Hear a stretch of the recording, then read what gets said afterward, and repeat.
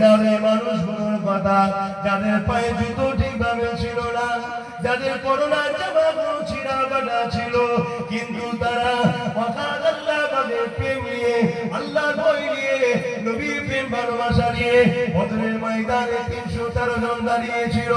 1000 বাহিনীর হাতে অস্ত্র ছিল, 1000 যাদের সংখ্যা ছিল, তরোয়াল ছিল তাদের হাতে, 1000 যাদের বাহিনী ছিল তারা ঘোড়া হাতির পিঠে ছিল, 1000 বাহিনী যারা ছিল তাদের হাতে ঢাল তরোয়াল ছিল। পৃথিবীর ইতিহাসটা যাকে শোনাবে তারাই বলবে 1000 বাহিনী জিতবে। যদি কেউ ইতিহাস শোনায় যে একদিকে 1000 লোক আছে যাদের হাতে অস্ত্র, তীর, ঢাল, তরোয়াল, যুদ্ধের বল্লম রয়েছে, ঘোড়া হাতির পিঠে, লোহার ড্রেস পরা, আর একদিকে মাত্র 313 জন খালি হাতে, এই লড়াইয়ে কে জিতবে? দুনিয়ার সবাই বলবে 1000 জিতবে। কেন? ওদের হাতে অস্ত্র, এদের হাত খালি, ওরা ঘোড়ার পায়ে পিঠে, এরা খালি পায়ে দাঁড়িয়ে, তাদের হাতে যুদ্ধ ড্রেস, এনাদের ছিঁড়া ফাটা জামা। কিন্তু ইনাদের কাছে যে পাওয়ারটা ছিল ওইটা দুনিয়ার কেউ দেখতে পায় না। সেটা কি? আল্লাহ ও রাসূল। কি একটু সারা দেন না, আল্লাহ ও রাসূল ইনাদের দিন। সাহাবা হুজুররা বলতে লেগেছে, আবু জেহেল বাহিনী যখন আমাদের সামনে দাঁড়িয়েছে, তাদের সঙ্গে 1000 ছিল, তাদের হাতে তীর ছিল, বল্লম ছিল, তাদের দিকে ঘোড়া ছিল, হাতি ছিল, ঠিকই কথা, সব তাদের থাকতে পারে, কিন্তু আমাদের দিকে আল্লাহ রাসূল ছিল। রাসূল যখন আমাদের দিকে আছে, নিশ্চিন্তে আল্লাহ আমাদের সাথে রয়েছে, তাই আমরা আনন্দে ছিলাম। বিজয় লড়াইটা শুরু হয়ে গেল। ওই লড়াইতে 313 জনের কাছে 1000 বিজয় তো দূরের কথা, যারা পরাজিত হতে বাধ্য হয়েছে 313 জনের কাছে বন্দী পর্যন্ত হয়ে গেছে। এই যুবকেরা, তরুণেরা, এই 313 জন বদর থেকে ইনসাফ কায়েম করা শুরু করলো। ইনসাফ কায়েম হতে হতে হতে হতে তামাম পৃথিবীর জমিনে নার সত্য ইনসাফ ইনসানিয়াতকে ওই 313 জনের দ্বারা আল্লাহ পাক প্রতিষ্ঠিত করে দিলেন। অবশ্যই সব আমার নবী পাকের কৃতিত্ব। কেন সাহাবা হুজুরদের মধ্যে বলতে শুনেছে হযরত ওমর ফারুক রাদিয়াল্লাহু তাআলা, যিনি একদিকে ইমাম ছিলেন মসজিদে, আর একদিকে আরেক পৃথিবীর খলিফা ছিলেন, যিনি মসজিদ আকসাকে বিজয় করেছে। এই যুবকেরা, তরুণেরা, আজ সেই জেরুজালেমের মসজিদ আকসা নিয়ে আবার নতুন করে চক্রান্ত চলছে। আমাদের ইমামরা মসজিদে দাঁড়িয়ে দাঁড়িয়ে দাঁড়িয়ে মসজিদ আকসা নিয়ে বলতে পারে না, বললেই গ্রাম থেকে কেউ দাঁড়িয়ে গিয়ে বলবে ওসব কথা কি বলার দরকার, বা তার বলার এনার্জি নাই, দুটোর মধ্যে একটা হতে পারে। কিন্তু আমার ওমর ফারুক তিনি এমন করে মসজিদের ইমাম যেমন ছিলেন, আবার মসজিদ আকসাকে তিনি উদ্ধার করেছেন, বিজয় করেছেন। আর আজকে আমাদের মসজিদের ইমামরা একটা হক কথা বলতে পারে না, যদি বলে বলবে কালকে ফজর হওয়ার আগে আপনাকে যেন দেখা না যায়। এই যুবকেরা, তরুণেরা, ইমামের কাজ কি? মানুষের মাইন্ডে ঢুকে গেছে ইমামের কাজ হলো নামাজ পড়াবে আর মুরগিগুলোকে জবাই করবে। না না না, ইমাম একে বলে রে, ইমাম শিক্ষা দিয়ে দিল আমার রাসূলুল্লাহ, যিনি মদিনার মসজিদে ইমামতিও করেছে, আবার মদিনার রাষ্ট্রপ্রধান ছিল হযরত ওমর ফারুক, ইমামতি করেছে, আর্ধেক পৃথিবীর রাষ্ট্রপ্রধান ছিলেন।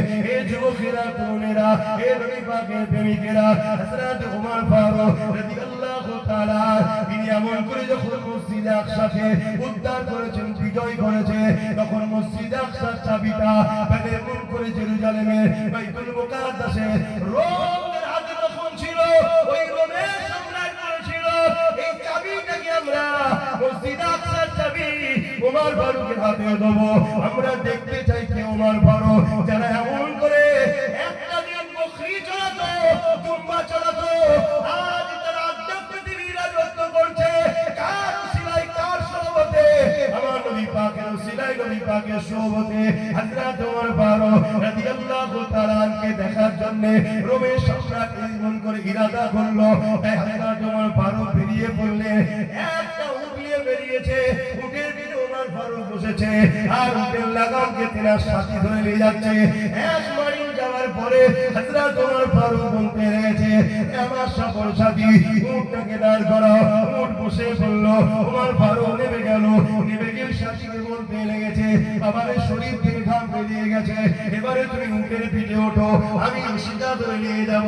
সাথী বলতে লেগেছে, ওমর ফারুক হুজুর আমিরুল মুমিনিন বিয়াদবি মাফ করবে, আপনি অর্ধেক পৃথিবীর সুলতান, অর্ধেক পৃথিবীর শাহজাহান, আপনি আমিরুল মুমিনিন আর আমি একজন আদিবাসী গোলাম, আপনার উটের পিঠে বসবো আর আপনি লাগামটা ধরে নিয়ে যাবেন, এটা কি করে হতে পারে? হযরত ওমর ফারুক বলেছিলেন, হে মানুষেরা শুনে রেখে দাও, আমি ওমর কাল কিয়ামতের ময়দানে আল্লাহর কাছে কি মুখ দেখাবো? আল্লাহ যখন আমাকে জিজ্ঞাসা করবে, ওমর রে আমি তোমাকে খলিফা করেছিলাম বলে আমার একটা গরীব বান্দার কষ্ট বুঝলে না। আরো জোরে বলুন সুবহানাল্লাহ। আল্লাহু আকবার, আল্লাহু আকবার। ইনসাফ তো নবীর গোলামরা। আমার বিলাল প্রিয় ছোট ভাইটাকে তাই নাম দিয়েছি, যা। এখন মানুষ বুঝবে না, তাই আমি এদিকে ধর্মের দিকে আছি, তুই রাজনীতির দিকে যা। এতে আমার কওমের অনেকে আবার আমায় গালিগালাজ করছে, আছে না? মানে চাটুলগাড়ি করে করে, গোলামি করে করে, জালিমদের পা চেটে চেটে এদের খুশি নাই রাখা। এ যুবক, খারাপ নিচ্ছ কথা? তাহলে একটা ছোট্ট ওয়াকিয়া তোমাদেরকে শোনাই, এগুলো কথা মনে রাখবেন বিছখানে। কোন একদিন একটা সিংহ তার বাচ্চা জন্ম দিতে গিয়ে মা সিংহটা মারা যায়। মা সিংহটা মারা যায়। এই বাচ্চাটা কোনো ক্রমে একটা ছাগলের পালের সঙ্গে ঢুকে যায়। বন্ধুর সঙ্গে ছাগলের পালের সঙ্গে ঢুকে যায়। ছাগলের সঙ্গে বড় হচ্ছে, ছাগলের সঙ্গে পাত্রে খায়, ছাগলের সঙ্গে উঠা বসা, ছাগলের সঙ্গে ঘুমোয়। ছাগল বড় হচ্ছে, এও বড় হচ্ছে, ছাগল বড় হচ্ছে, এও বড় হচ্ছে। ছাগল একটা দুটোই সিংহে কি করে? ছাগলের বাচ্চারা সিংহে কি করে? কুটকুট করে, দুটোই। আর এ শুধু সবার দুটো খায় আর ভাবে আমার কবে বেরোবে, কে কবে বেরোবে, দুটো। এরকম দুটো হচ্ছে। একদিন সিংহটা বিশাল জন একদম হয়ে গেছে, আর ছাগলগুলো বড় বড় হচ্ছে। ছাগলের মায়েরা ছাগলকে নিয়ে চড়াতে বেরিয়েছে। ইও তো সবসময় থাকে, ছাগলের বাটে মুখ দিয়ে দুধ খেয়ে বড় হয়েছে। ইও মনে করে তাই আমার মা, ইও যাচ্ছে। অপরদিকে আরেকটা বড় সিংহ জঙ্গল থেকে বেরিয়ে শিকার করতে এসে দেখছি একটা সিংহ ছাগলের পালে ঘুরছে, আর সব সিংহ ছাগলগুলো ওই সিংহটাকে ধুতচ্ছে। ও কিচ্ছু বলেছে। জঙ্গলের সিংহর মাথায় হাত, একটু সুন্দর ঢুকিয়ে ফেলল রে। তো একটা হুঙ্কার দিয়েছে, বাঘের যে হুঙ্কার, সিংহের হুঙ্কার মেরেছে। মারতেই হুঙ্কার মারলে ছাগলগুলো কি করবে? সব ছুটছে। আর এই বাঘটা যে এখন সিংহটা জ্বর হয়ে গেছে, কি করছে? ইও ছুটছে। তখন তখনও বুঝতে পেরেছে যে অন্য রহস্য আছে। ছুটে এসে এর সামনে দাঁড়িয়েছে। জন সিংহ এর এত ক্ষমতা, অরিজিনাল যে জঙ্গল থেকে এসেছে ওকে ফেলে ফেলতে পারে, সবে জন্তু, সবে জন্তু। কিন্তু ও কাটাকাটি করছে। তখন বলছে, দেখ তোকে আমি খাবো না, আমি তোকে একটা কথা বলছি, শুনবি বল, তোকে আমি ছেড়ে দেবো। কি কথা? চ আমার সাথে পানি খাবি। সারা জীবন পানি খেয়েছে, পাত্রে নিয়ে যাচ্ছে নদীতে। ঘাবড়াবে না, ঘাবড়াবে না, কিন্তু হুঙ্কার দিচ্ছে তো না গেলে কিন্তু পারবো। তো জন সিংহটা যেই পানি খেতে গেছে, দেখছি আমি তো বিশাল শক্তিশালী, একে যা দেখতে আমি তো সেম। তখন পানি না খেয়ে মাথা চাড়া দিয়ে উঠে আকাশ বুকো হয়ে একটা গর্জন বেড়েছে। দেখেছে তো সিংহটা? পুরো বন টন জঙ্গল সব কেঁপে গেছে। তখন এই জঙ্গলের যে সিংহটা এসেছে এ তখন নিজেকে খুশি প্রকাশ করছে, যা আমি ঘেরার হলাম যে তোর আসল পরিচয়টা কি জানাতে পারলাম, মাফ করবে। এখানে জঙ্গলের সিংহটা আমি, আর আপনারা ছাগলের পালে পড়ে গেছে। কথা কিছু বুঝতেন না, বোঝেন না? আমি আপনাদের অরিজিনাল যে সিংহ আপনারাও, এটা আপনাদেরকে জানাবার চেষ্টা করছি। যেদিন আপনারা জানবেন আর একটা গর্জন মারবেন, এই ছাগলের পালটা যাবে দিশা হারাবে। কবে যে বুঝবেন আপনারা আল্লাহ ভালো জানেন, কবে জানবেন আপনাদের শক্তি দেবে। জাগে জাগে আপনারা, সুলতান হিন্দ গরিবের নওয়াজ মঈনুদ্দিন আজমিরের উত্তরসূরি আপনারা। আপনারা কাদের পাচেতে বেড়ান, আপনারা কাদের দেওয়ালি করছেন, কাদের পেছনে চাটুকারিটা করছেন। আপনাদেরকে ঘুম পড়িয়ে রেখেছে নেশাতে, নারীতে, গানেতে, যাত্রাতে নেশায় রেখেছে। কেন? তারা জানে এ জাতি যদি জেগে যায়, আজকের ফেরাউনদের হলো নীল নদের ডুবেই মরতে হবে, নাই নমরুদের মতো মশার মাধ্যমে মরতে হবে। এই জাতিকে জাগানো যাবে না।